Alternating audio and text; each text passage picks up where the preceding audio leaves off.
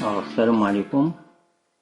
Alors, on va entamer l'étude d'un logiciel d'infographie qui s'appelle Adobe Illustrator. Alors, c'est un logiciel vectoriel de conception et de graphisme. Bon, là, cette vidéo, la version que je vais vous présenter, c'est la version de 2015. Alors, cette première présentation va être une présentation générale du logiciel et une comparaison avec Adobe Photoshop. Alors, devant cette interface, pour créer un document dans lequel on va travailler, il faut aller dans Fichier et chercher Nouveau.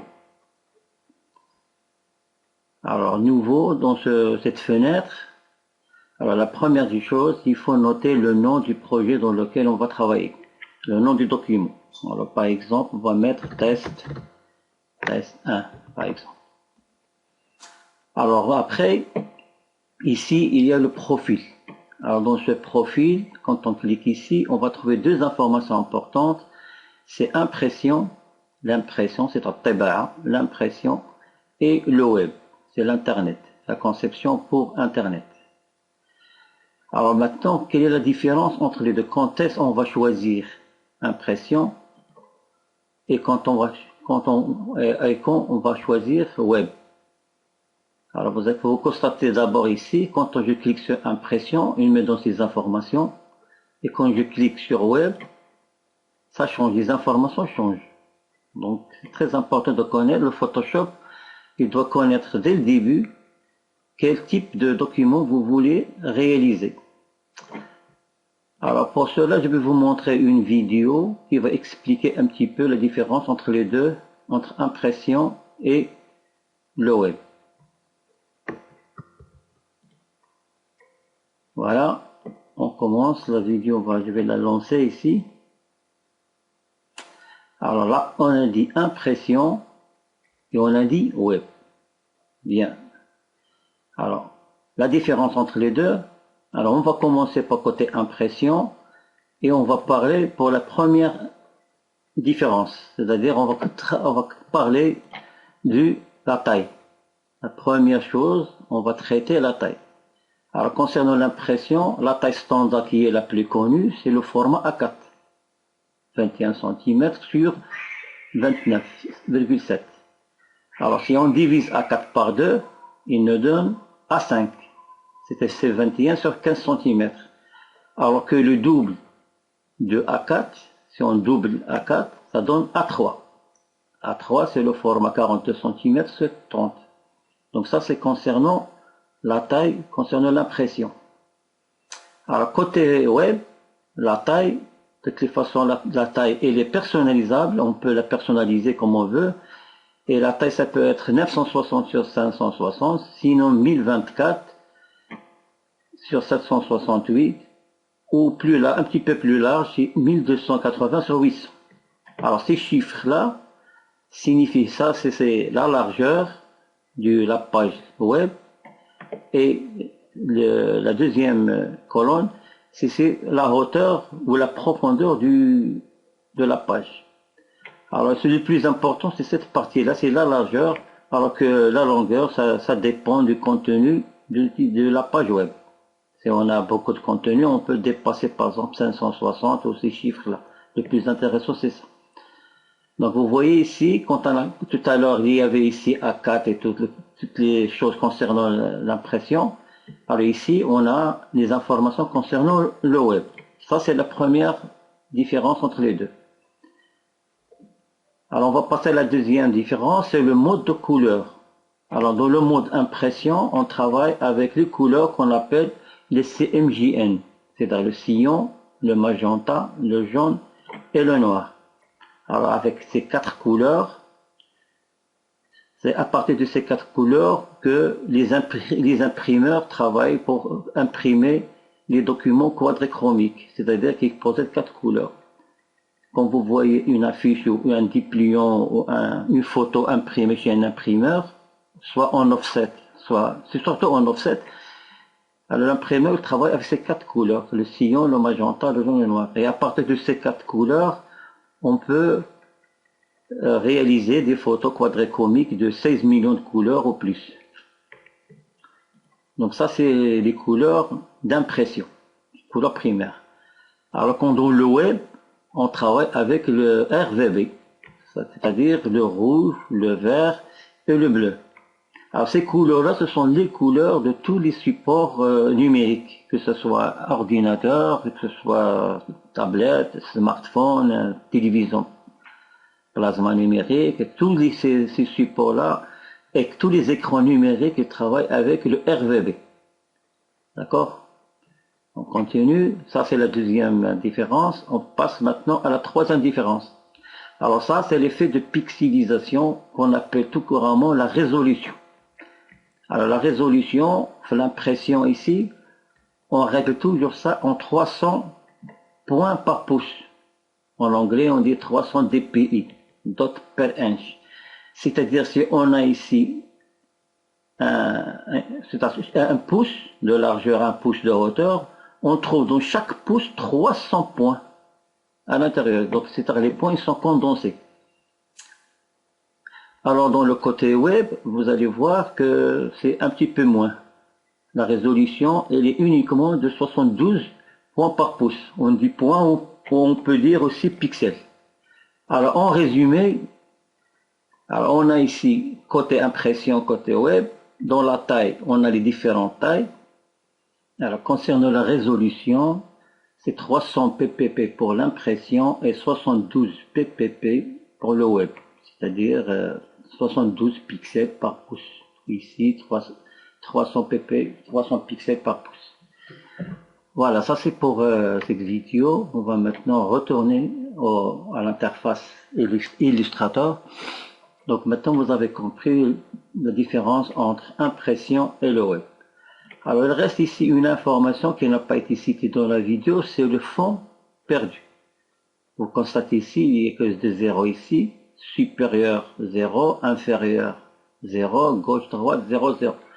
Alors à quoi ça sert cette fond perdu? Ça on va l'expliquer après quand on aura un exercice sur la préparation par exemple d'une affiche ou une carte visite dans laquelle il y a un fond sur lequel il y a un fond, soit une couleur, soit une photo, quelque chose comme ça. Alors dans ce cas, on doit augmenter la taille, par exemple 3 ou 5 mm.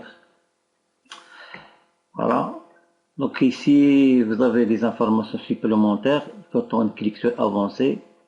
Soit donc CMJN, comme on a expliqué tout à l'heure, CMJN 300 pp. Et ici, quand on clique sur web, on a RVB et 72 pp ici. Voilà, maintenant on met OK. Voilà, ça c'est le format A4. Ça c'est la largeur, c'est 21 cm. Et ça c'est 29,7 la hauteur. Alors cette page-là, c'est le plan de travail dans lequel on va travailler. Et tout ce qui est gris, c'est le bureau en quelque sorte. Alors quand on place des objets ici, par exemple si je mets sur ce rectangle ici, donc il est visuel et on le voit ici. Mais quand on exporte le document, ce rectangle ne sera pas visible dans le projet final. Donc si on veut travailler sur un document, il faut toujours faire le graphisme doit être à l'intérieur, ici. Donc je vais changer le code pour que vous le voyez. Donc avant de commencer à travailler sur ça concrètement, je vais vous montrer un petit peu la différence entre Photoshop et Illustrator. Donc on a dit tout à l'heure que Illustrator c'est un logiciel de graphisme, c'est un logiciel vectoriel, un logiciel de conception de tous les supports papier, que ce soit des logos, cartes visite, en-tête, affiches, badges, dossiers, tous les supports qui normalement, une fois finis, ils sont imprimés soit chez un imprimeur avec offset comme on a vu tout à l'heure avec CMJN, soit en numérique. Alors que Photoshop il est destiné spécialement pour traiter les images, traiter les couleurs, les contrastes, la luminosité et faire des trucages bien sûr, c'est des photos. Bien sûr, avec Photoshop, on peut réaliser des graphismes aussi, c'est-à-dire on peut créer des supports comme Photoshop, plutôt comme des affiches et des cartes visites. Mais il est préférable de faire ça avec Illustrator. Je vais vous montrer pourquoi. Alors, on va faire une comparaison. Je vais lancer Photoshop pour faire la différence. Je vais partager l'écran en deux et créer et lancer Photoshop. Voilà, j'ai ici deux pages. Voilà, ça c'est la page Photoshop et ici une page de Illustrator. Je vais diminuer un petit peu la taille. Alors je vais chercher par exemple un logo que je vais le placer à droite et le même logo je vais le placer ici à gauche. Alors si je commence par Photoshop, je vais fichier, importer et je vais chercher ici dans les exemples Illustrator un logo par exemple de Dacia.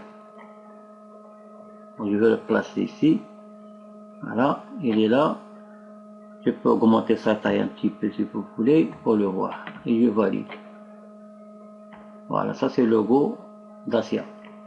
Alors ici dans Illustrator, alors je vais faire fichier, alors où ça? Donc fichier, alors je viens de sortir tout à l'heure, le voilà, le même logo. Voilà le même logo, voilà, comme ça. Alors ici j'ai le même logo.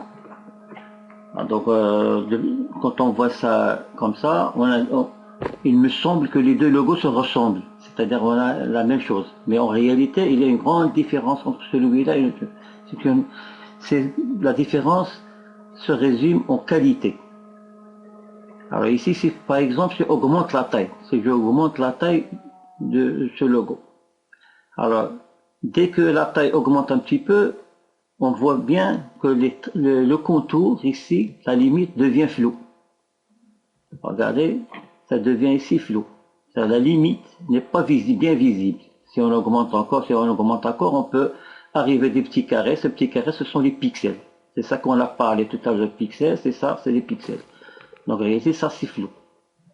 C'est ça l'inconvénient de travailler le graphisme dans Photoshop.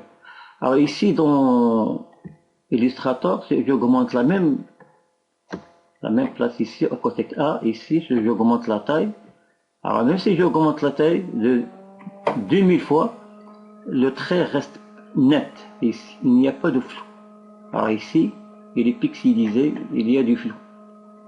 Regardez la différence entre les deux. C'est pour ça quand on crée un logo ou quand on veut faire quelque chose de graphisme, de design, on travaille sur Illustrator. Illustrator, il garde le contour net, alors que ici en Photoshop, vous constatez il y a la différence. La même chose si par exemple, si je prends par exemple ici le pinceau, si je dessine quelque chose par exemple, comme ça, d'accord. Alors si je fais ça, la même chose ici dans Photoshop, alors je vais créer un nouveau calque. Alors j'essaie de faire la même chose ici. Alors même si c'est en rouge, hein, c'est pas grave. Alors de prime abord, au début, on a dit la même chose, mais quand j'augmente la taille, vous voyez, ici, ça devient pixelisé. Regardez le trait, comment il est. Alors qu'ici, alors même si j'augmente la taille, le contour reste net. Voilà. Donc, il faut faire attention. À chaque fois qu'on veut travailler un document qui va être imprimé, il vaut mieux de travailler sur Illustrator. L'avantage du Photoshop par rapport à Illustrator, bien sûr, le Photoshop il peut traiter des images, il peut modifier les couleurs d'une photo, faire des montages photos, alors qu'ici, on ne peut pas travailler sur les photos. Illustrator, il ne gère pas c'est-à-dire il ne traite pas les images, les photos. C'est pour ça qu'on l'appelle un logiciel vectoriel. Et ça, c'est un logiciel à pixels. Bien, alors je ferme Photoshop, ne pas enregistrer, et j'augmente la taille de Illustrator. Alors avant de commencer à travailler, Alors je vais fermer ça, ce fichier-là, ah non, sans l'enregistrer, et voilà, j'ai un nouveau le document de tout à l'heure. Alors cette interface, pour l'expliquer, ça ressemble un petit peu à l'interface Photoshop, mais avec une petite différence. Alors ici, nous avons ici une boîte à outils, des boîtes à outils. Tout ça, ça s'appelle des outils. On verra après chaque outil à quoi ça sert. À droite, ici, il y a des panneaux. Il y a des panneaux, par exemple, de couleurs, les panneaux de nuanciers, bien ça, concernant les contours, la transparence, le dégradé, ainsi de suite. Tout ça, ce sont ce qu'on appelle les panneaux ou les panels. Ici, les outils. Et là-haut, bien sûr, on a le menu principal et un sous-menu en bas. Et ce menu, il change, ces informations ici, il change en rapport avec l'outil qu'on a choisi ici dans la boîte à outils. Par exemple, nous avons ici ces informations. Si je clique par exemple sur le texte pour écrire, ici, par exemple, si je clique pour écrire, vous voyez ici le contenu est changé. On a ici les polices de caractères, ainsi que ce qui est régulier, la grâce, ainsi de suite. Donc ce menu-là, il change, cela dépend de l'outil qui est sélectionné en bas. Alors ces boîtes à outils, on peut les déplacer. Hein. On peut les déplacer par exemple, pour leur faire retourner, on peut les placer à droite, à gauche ou à droite. On peut les aligner en deux colonnes, sinon en une seule colonne, si on veut les mettre en une seule colonne, comme ça. Si on a un écran par exemple très très grand, on peut le placer comme ça. Sinon, on le laisse. La même chose ici dans les panneaux. On peut par exemple déplacer un panneau et l'extérioriser, c'est-à-dire le faire sortir de cette colonne. Tous les panneaux, on peut les extraire par exemple. Et après, on peut les placer, les rendre à leur place en déplaçant les jusqu'à ce que ça devienne bleu comme ça et le lâche. Bon, ça, par exemple, le placer ça ici, par exemple ici. Voilà. Alors ici, si vous n'avez pas la même disposition, que le mien, il faut voir ici, il y a plusieurs possibilités d'affichage. Il y a par exemple l'interface de la mise en forme, la plateforme peinture, typographie, vectorisation web. Donc selon la spécialité, selon ce qu'on veut réaliser. C'est par exemple faire une création pour le web, on va cliquer ici. Et bien sûr, ces panneaux vont changer et vont nous donner uniquement les outils qui sont nécessaires pour la conception, par exemple, d'une page ou d'une bannière ou une information. Alors le plus important pour nous, pour qu'on soit tous, pour qu'on a tous la même interface, on va cliquer sur les outils indispensables ici. Outils indispensables. Voilà. Alors si vous avez, par exemple, vous avez fermé un bloc, par exemple fermé celui-là, les calques, le plus important, je veux dire le plan de travail par exemple, ou les calques, vous fermez ça, et vous voulez les récupérer, alors vous cherchez ça au niveau fenêtre.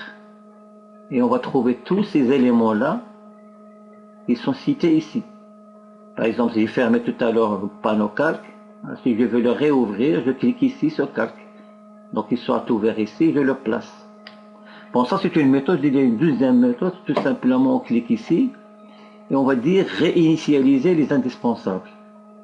Réinitialiser, c'est-à-dire les rendre par défaut. Voilà, on a les outils par défaut à droite et à gauche. Alors pour le déplacement de la page, ici, quand je clique sur la molette de la souris vers le haut, la page descend. Quand je tire la molette vers moi, la page descend. Alors si je veux augmenter la taille de la page, je clique sur Alt et je clique sur la molette. La page augmente de taille. La même chose si je fais l'inverse, elle va diminuer de taille. Alors si je clique sur CTRL et j'utilise la molette, elle va pousser vers la droite ou dans l'autre sens, vers la gauche. Alors si par exemple j'ai augmenté la taille comme ça, je veux récupérer la taille normale rapidement sans utiliser la molette, on clique sur CTRL 0. CTRL CRTL. CTRL 0 et on aura ça. Ces raccourcis, vous savez, sont très importants. Alors je vais mettre ça par exemple ça. Si par exemple j'augmente la taille, CTRL plus. Alors j'ai par exemple la moitié n'est pas visible. Si je veux faire descendre la page, on peut utiliser espace. Cliquez sur espace, on voit qu'il y a le curseur se transforme en petite main et je clique vers le bas. Et avec cette main, je peux déplacer la page à droite, à gauche, comme ça. De toutes les façons, on a vu ça, Photoshop, c'est la même chose, la même technique.